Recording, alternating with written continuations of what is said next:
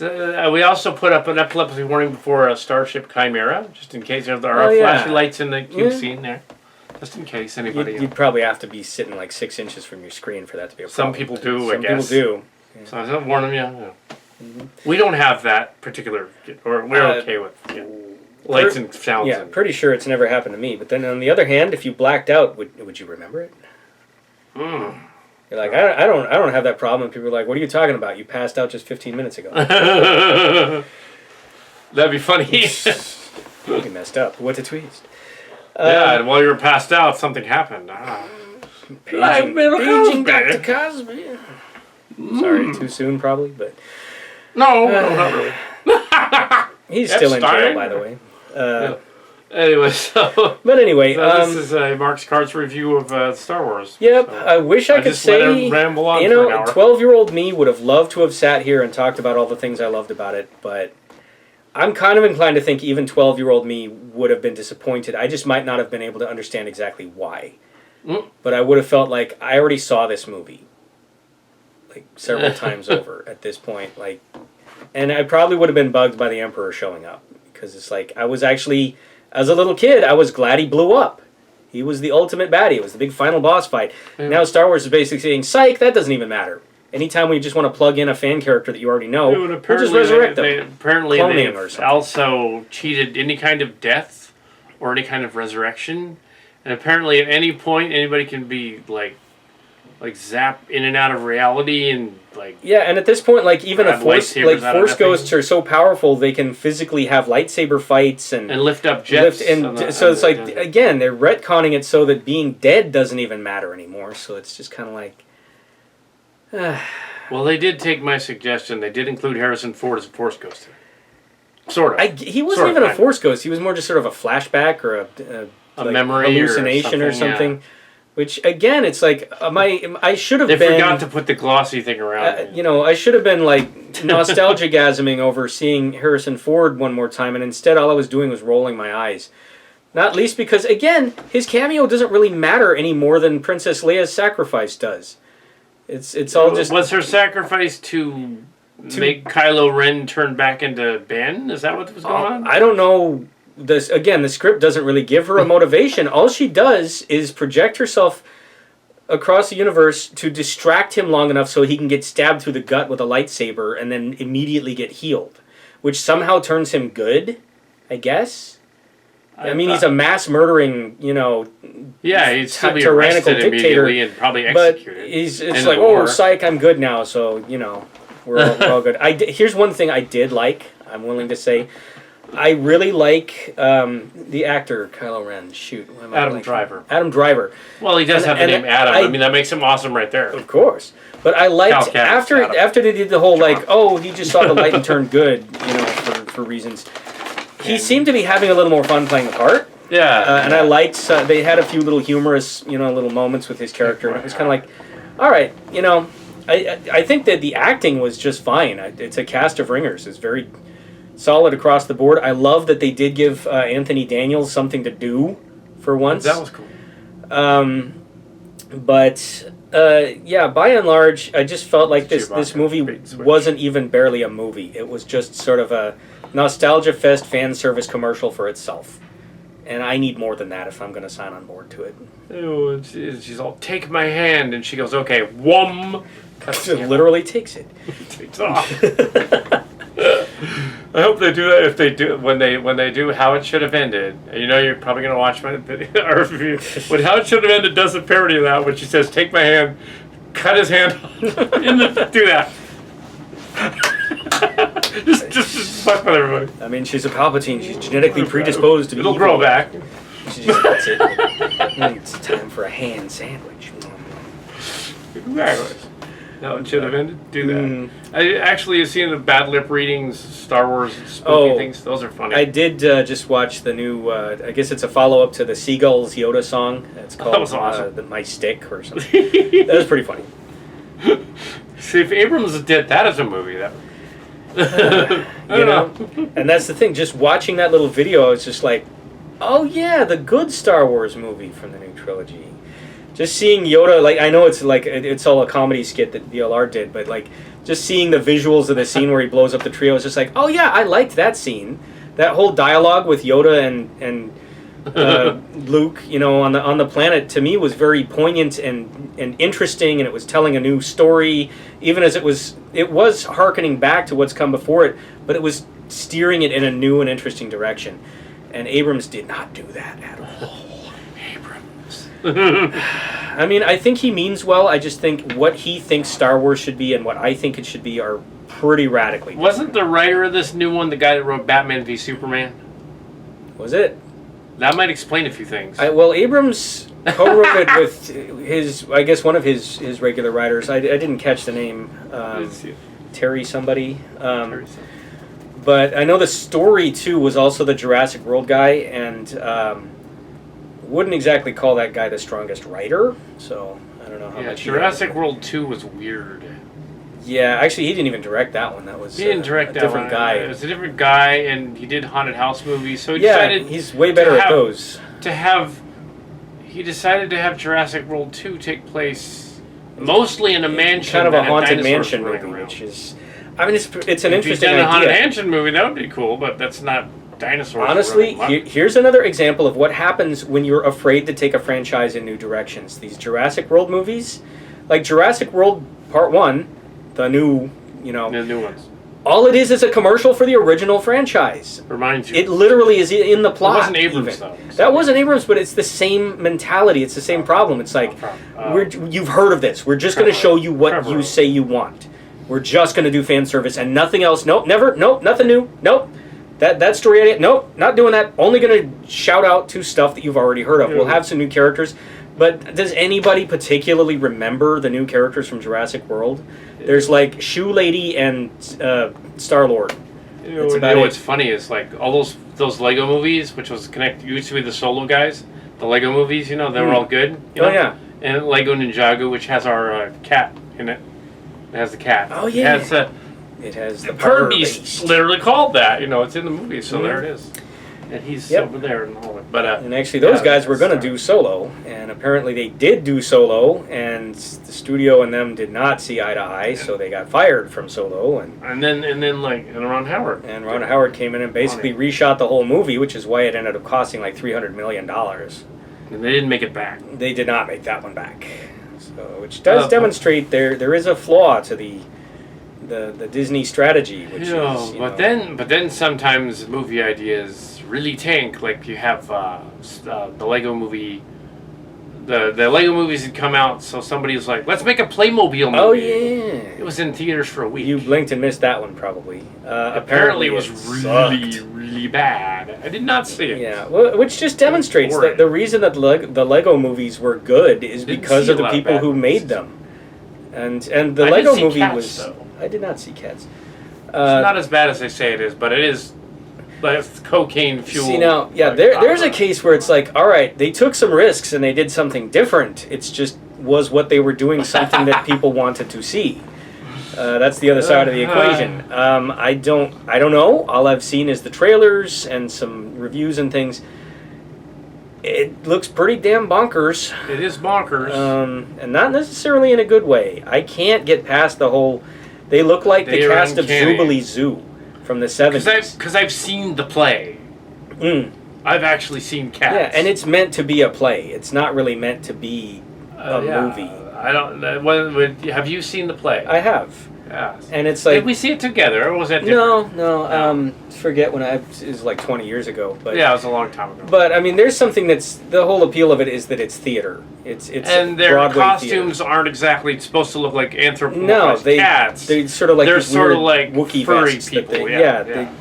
And so, but like the new one, they're like, okay, well, it's a big budget live action, so we're gonna CG it, and God, their faces don't look like they belong on their heads. All of the critics are saying it looks like the cats are gonna have an orgy or something. Yeah, they're like cat orgy. They're all Barbie dolls. Like they're sexless. They have nothing, but they're writhing around on each other like they're gonna totally do the nasty, and it's.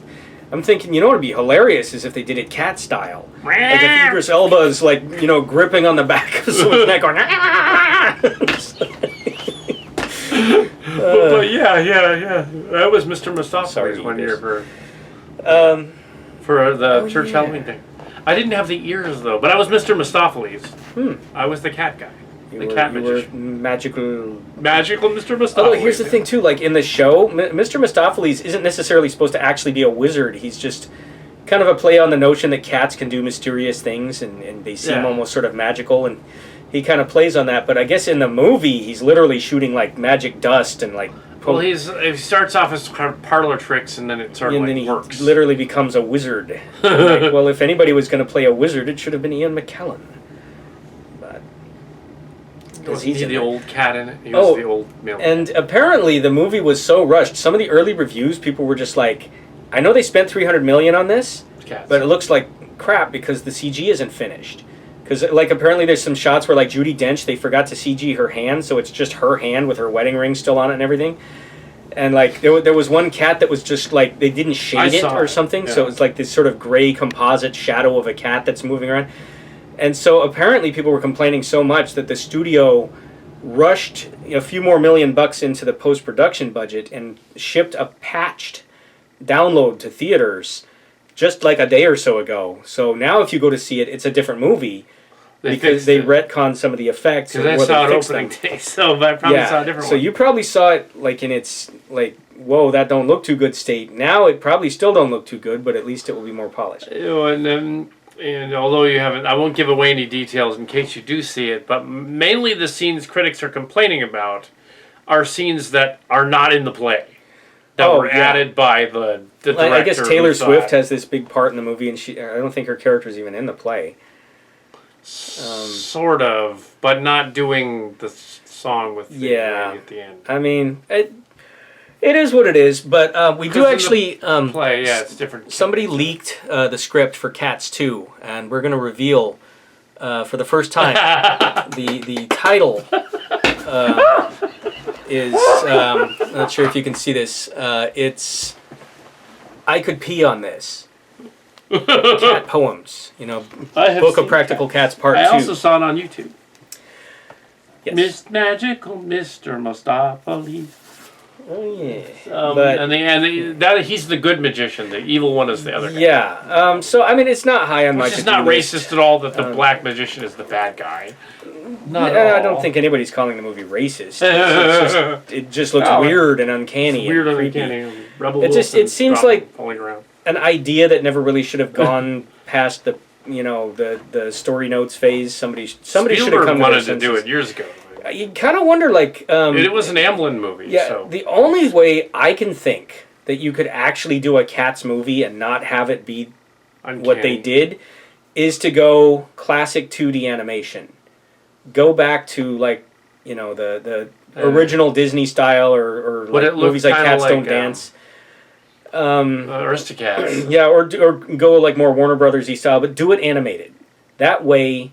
it would make sense that they look the way they do and are acting the way they do. Or just do like they did with Les Miserables. It's the same people. Same director. And get the performers of the play. It's probably still going on. Yeah, although... and do a play acting version of it with the costumes. Right, but the problem is that's clearly not what their vision was. Their vision was, it's the movie. It's going to look like a movie, not just a stage show. And it's like... the only movie that I would want to see is animated. That way you could capture all the charm of it, and it would make sense that they're cat people. Well, that movie Cat People from the 80s. Oh yeah, now there was a movie that actually did kind of have the skeezy cat sex scene. Well, this is gonna be part of that. But yeah. So anyway, so that's we kind of got onto I cats let you and ramble on about all kinds of other things. Stuff. That's fine. Let me, because you haven't been. No, because we're both producers on the show, so makes sense. We get to see Mark's cards here. Yeah, in the studio. It's been a long time since I filmed anything. Well, now we're in the Runabout, which is a smaller studio. Yes. Yeah, you can't really do anything in here. It's a little more cramped in here, and I don't know if the acoustics are quite as good, but in any case, so yeah, we just had some opinions on the new Star Wars. You may or may not agree. What did you think of the Golden Globes winners of movies that have won the Golden Globe that haven't come out yet? I don't know. I wasn't following the Golden Globes at all. I don't even know who got nominated.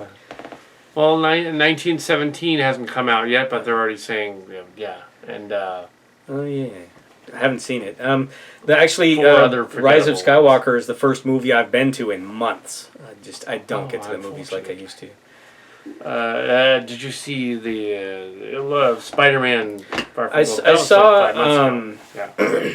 Spider-Man. Yeah. That subverted Yeah. expectations. Yeah, and That was a good movie. that was the work of pretty good, people who yeah. were like willing to That do ending some credits thing, the interesting stinger at yeah. the last ending credits of that movie is like, Yeah. oh, wait a minute. Because they It get wasn't it. actually, oh, yeah. It's like I know Martin Scorsese is convinced that these movies have no value or art or that they're not really cinema, and I'm thinking, dude, no, you're aiming your ire. I get it. I get why you think that way, but I think you're aiming at the wrong King of targets. comedy. Only half the universe like that. Well, then he should be used to polarizing views, which is fine. I mean, you can agree or disagree, but I think he's Joker's actually a great movie. by his own acknowledgement, he hasn't even seen most of the Marvel movies, so he's kind of condemning them based on what he thinks they are. He's kind of strawmanning a bit. For my money, Isn't he like 90? I think Eastwood is. For my money, the way worse movies aren't movies like the Marvel movies that you could argue. Sure, they're big blockbusters and they've changed the paradigm so that studios all want franchises and it squeezes out independence. I get it, but to say there's no art in them, I would point to something like Angry Birds 2 or whatever and say, no, that's your junk. That's the disposable stuff, because those movies really don't give a shit. Like Pac-Man. Pac-Man? No, Pixels. Oh, Pixels. Yeah, I was going to say Adam Sandler, when he's not in something like Uncut Gems and he's clearly just there for a paid vacation, like Grown Ups 2 or Jack and Jill. I didn't even want to review that movie. That was getting so much. That was getting so much like fire and stuff. But like, the lead guy hooks up with a Qbert who becomes a hot chick at the end, and it has Qbert babies with her. Yeah, it's just like what the those movies to me. Code that wouldn't exist in 1984. Yeah. Those movies are junk. Those are the movies that Playmobil. The movies themselves cannot be bothered to care. So why should you? So that's my opinion there, Marty. Marty. Oh yeah, Rick and Morty. And of course the other version, which my nephew Philip didn't know about, and I said, well, you got to see the original video of Rick and Morty, the original one, Doc and Maharty, which is based on its really screwed up. The only way to fix the time car is to have you lick my balls. That's literally in the video. The saliva needs to be warm and fresh, and it must be administered by your tongue, Marty. Oh my God. It's like you just watch that and it's like, as crude as that was, you're like, this guy's going places. Yeah. And 2020. And oh my God, it is almost 2020. 2020, and we have the sets back here for Corrosion of War Without End, Trans-Tex, next movie. Oh yeah. And so in this tiny little, I look forward to it. Well, yeah, it's kind of a loft studio apartment size almost. But even if it's not in the loft, it's not a loft, but yeah, secret basement dwellers. Exactly. Yeah. Well, no, yeah, I'll own that. Not a basement. We're in California. They don't let us have basements in California. Except the Cantrell's house. If you have split levels, you kind of split level kind of counts. It's like a half basement, but we don't have those on this side. No, the ground's too alluvial. It's too much. It's too many fault lines around here. But over in Campbell, apparently it's all right. Wonder why that is. Different zoning. Maybe it isn't supposed to be. maybe it's not supposed to. Maybe they have like a 7-point earthquake and half the town goes. Yeah, give it time. They've been threatening us with that since we were kids. Well, the big one's going to happen, Marty. Well, we've had some pretty big ones. Prieta, yeah, 6.8 I think was. That one that hit Evergreen when I was at Evergreen. Oh yeah, like in '89. Yeah, we've had some real troublers. Destroyed the Cypress structure because it wasn't. They just retrofitted it and it went. But I suppose the trade-off is and that the other one and the bridge. We do have earthquakes, but we don't have blizzards or hurricanes. So it's a trade-off. Blizzards and hurricanes. We do have lizards, though. We have lizards, but not blizzards. Not blizzards, unless you go to Dairy Queen. Then you can have them. But anyway, all right. On that note, this is great. Yeah, I think we're gonna wrap it up. One of these days, we'll have to do a commentary track or discussion on Star Trek Chimera. We'll probably have to do it in pieces because it is about 4 hours long. But 3 52-minute segments. Yep. It's 3 hours long. Yeah, what we could do is do it in pieces, I suppose. Could have done it tonight, but Nah. we really had to. Yeah, we had to get your Had to opinion put on that to rest, I guess. Now you go watch the Red Letter Media and go what version and go like, oh, they made kind of the same points I did. Yeah. It wouldn't surprise me. I don't think I speak entirely just for myself. I think there's a lot of. But I was the one that watched the Red Letter Media one. I don't think you watched that one yet. Now You didn't. I did not, but I will have the caveat. It's not like I think you're wrong if you hated Rise of the Jedi and love this one. It's just like I say. It's just a question of what you want these movies to be. It's just my opinion. Fan service. But, No, I'm done with fan service, frankly. A little of that goes a long, long way. That's like, I like salt, Star Trek, but I'm not going to sit down and eat a Star bowl Trek of Beyond salt. was good because Abrams was not involved. But it didn't make as much money, so I don't know. Remember Star Trek Beyond? It didn't, which It had that disappointed weird me because Rihanna it was song like, at the end. the song was kind of interesting, Strange. but I think of the Abrams verse movies, the Beyond was easily the best of the three. Of the three, yeah. And not coincidentally, it was the one that Abrams didn't do. Didn't he also help out in Spider-Man 3 or Amazing Spider-Man 2 or whatever it was? Abrams? I don't think so. Was that Orky? Kurtzman and the Orky. the screenwriters. Yeah. They with their special And magic I could blood have sworn twist. that Kurtzman and Orky had something to do with Catwoman, but Thought it's they been did, scrubbed but from the yeah, universe. it's. I mean, unless we're just thinking of some completely different guys, but I could have swore. It's Catwoman. But I mean, Catwoman should be probably scrubbed from the universe. I'm sure Halle Berry would agree.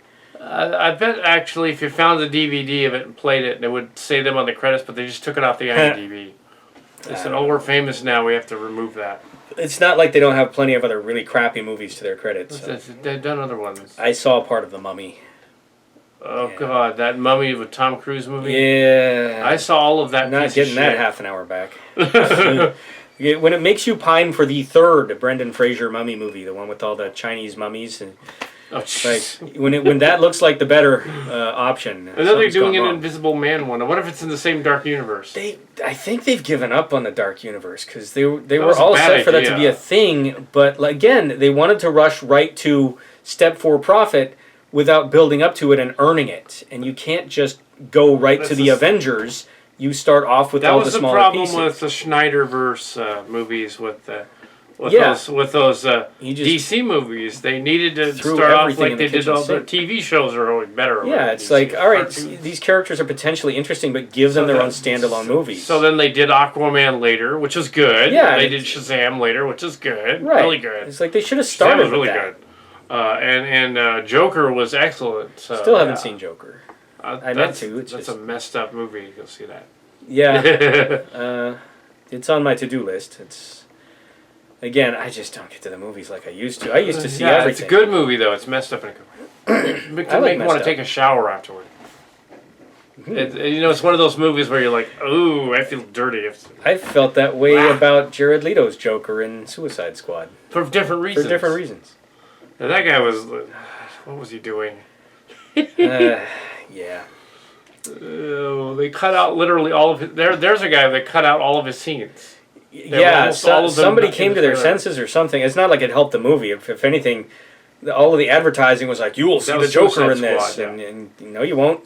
Barely. He's in one car chase. What's weird is that new Harley Quinn movie, Birds of Prey, Oh yeah, isn't supposed to have Harley Quinn in it. A Birds of Prey comic book. yeah. She's not in that team. She's not in that but team. Then but again, I that's mean, the really Marvel weird. movies are Because mixing they up the wanted her because she lineups all wanted the to do time. it. Originally, Thanos' whole She's- motivation was because he wanted a hot girlfriend. So thankfully, That's in the comic book. That is yeah. in the comic. Thankfully, they retconned Infinity that Gauntlet, and yeah. said, you know what, And they introduced the Death Lady that was going to be the girlfriend. I was like, oh, I hope they don't do that. Oh yeah, no. They put her in Thor, the Ragnaroks. Oh yeah, but I was like, they're not going to do that. Wasn't playing the same character though, fortunately. But That would've yeah, been it dumb. was. They didn't do that, thankfully. Yeah, That would have been fan service that they didn't need. yeah. So I mean, see, that's the thing though. Marvel knows how to do fan service. It's way more entertaining, at least in my book. That's weird. Is Marvel is technically Disney? Why didn't they get? Some... Well, Marvel's owned by Disney, and I'm sure Disney calls a lot of the shots. But Disney also susses out on an id level probably. Just let them keep doing what they're doing because we're making all the money. Don't rock that particular boat.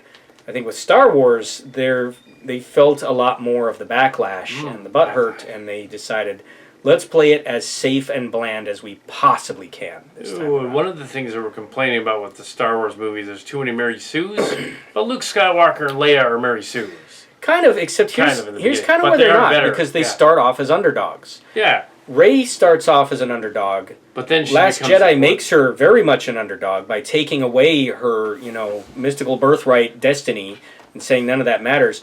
And then Rise of Skywalker retcons that to turn her into a Mary Sue. She's no longer the underdog. She's literally a space goddess who is fulfilling her genetic destiny. I can't relate to that. But anyway. Space. Yeah, goddess. Yeah, she's the overdog by the end of the movie. Overdog. Yeah. Doggy style. Maybe in The Mandalorian. Well, that's how Baby Yoda Baby Yoda had to come from somewhere. Exactly. Like, right you will. Still you will. Mandalorian. What service you will. Pardon, faster. Now, here's one last little bit of interesting fan service trivia. Wow. Apparently, Jon Favreau, who's the showrunner on The Mandalorian, somebody asked him about the Star Wars Holiday Special, and he said, "I love that thing. Are you kidding? I'm a fan." And so he's been putting Easter eggs in The Mandalorian. They reference Life Day, and the Mandalorian guy has Boba Fett's weird tuning fork gun from the cartoon part of the Holiday Special. So he was saying something to the effect of, I'd love to do more with that. Hell, if I could just do a Holiday Special for The Mandalorian, I totally would. And I'm thinking, please let him. See, that would be a gutsy thing to do. I think that, and actually, there is a print of that movie that does exist. I heard tale of it. Mm-hmm. That one of the it was Hamill, and one of the other actor guys are like, "Oh yeah, we have a print of this of the holiday special. We could actually put it out if we could just get they're okay with it." You know what? If Favreau, I don't have the print. One of the actors does. It's in a vault at I'm sure Disney owns a print of it. I'm quite sure. This one actor had a print. If the page turns on that, and Favreau gets enough clout, maybe he'll do something. I mean, if they re-release that on Blu-ray with the commercials and everything, and get the surviving cast members in a room, give them all a couple shots of whiskey, and do a commentary track. And a commentary track. I would love that. Buy a Blu-ray of the holiday. I would buy it just for that. I mean, it's truly is one of the worst things ever filmed, which is why it's so damn fascinating that it even exists. It's the other Disaster Artist. The Disaster Artist was an excellent movie. Yeah, well, The Disaster Artist is a good movie, but the movie it's making fun of... It's a bad movie, which is the point, yeah. But yeah, but however bad you think The Room is, the Star Wars Holiday Special is worse. A lot worse. Which is kind of why it's like magical. Yes, it does have Wookiee cyber porn in it. This is, itchy and lumpy and... yeah. And it has... And at one point, the...